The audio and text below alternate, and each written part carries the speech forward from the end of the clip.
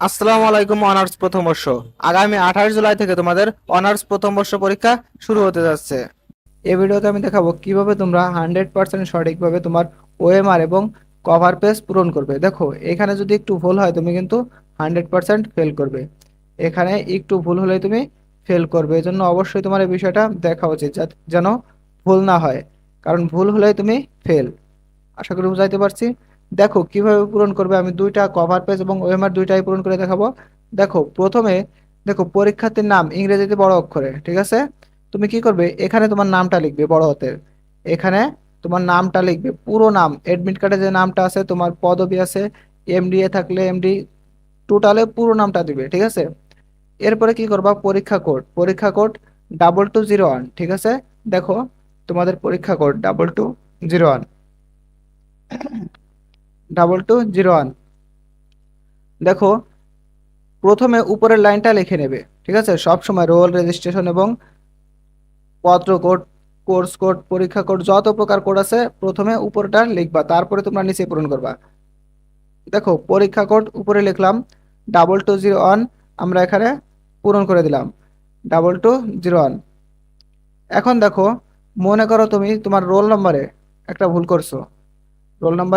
ভুল করছো, এখানে কত আছে, 8 আছে, তুমি দিছো কত, 3, 8 আছে, 3 দিছো।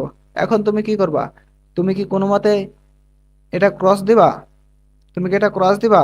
না, তুমি কোনো মতে এটা ক্রস দিবা না, ক্রস করলে কিন্তু তোমার খাতা কাটা যাবে। তাহলে কি করবা, তুমি এইটও পূরণ করে দিবা, অর্থাৎ তোমার 3ও থাকবে, 8ও থাকবে, শুধুমাত্র সঠিকটা পূরণ করে দিবা, ঠিক আছে। দেখো এইভাবে মনে করো তুমি 3 এবং 4 দুইটা পূরণ করছো, কিন্তু তোমার হবে কি 7, তুমি এই 7টাও পূরণ করে দিবা। তোমার 3টা পূরণ করে দাও, কোনো সমস্যা নাই, তুমি 3টা পূরণ করো এক লাইনে, কোনো সমস্যা নাই, ঠিক আছে। তোমার উপরে এটা সঠিক থাকলে হয়েছে, ওইটা দেখবে। এবং তুমি নিচে কাটাকাটি করছো কিনা এটা দেখবে, নিচে কিন্তু কোনোভাবে এরকম ক্রস দেওয়া যাবে না, তোমার সঠিকটা থাকবে এবং ভুলটা থাকলেও সেটা থেকে যাবে, সেটা ক্রস দিবা না। কিন্তু উপরে 100% সঠিক লেখা লাগবে, কারণ উপরেটার সাথে তোমার মিলিয়ে দেখবে যে উপরে যেটা লিখছো নিচে সেটা আছে কিনা, ঠিক আছে, এটাই দেখা হবে। রেজিস্ট্রেশনের ক্ষেত্রেও একই, এবং পত্র কোড এবং কোর্স কোড, তোমার যে যে সাবজেক্টের পত্র কোড এটা প্রশ্ন পাওয়ার পরে লিখে নিবা, এবং তোমার এডমিট কার্ডেও থাকবে। আশা করি বুঝাইতে পারছি। এখন আসো কিভাবে তুমি তোমার কভার পেজটা পূরণ করবে। দেখো প্রথমেই লিখবা, তুমি যেহেতু অনার্স প্রথম বর্ষ, তাই তুমি লিখবা অনার্স প্রথম বর্ষ। কি লিখবা, অনার্স প্রথম বর্ষ, অনার্স প্রথম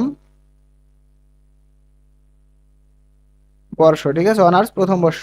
এরপরে পরীক্ষার সাল দিবা কত, তুমি এই যে 26 চলতেছে, তুমি কি 26 দিবা?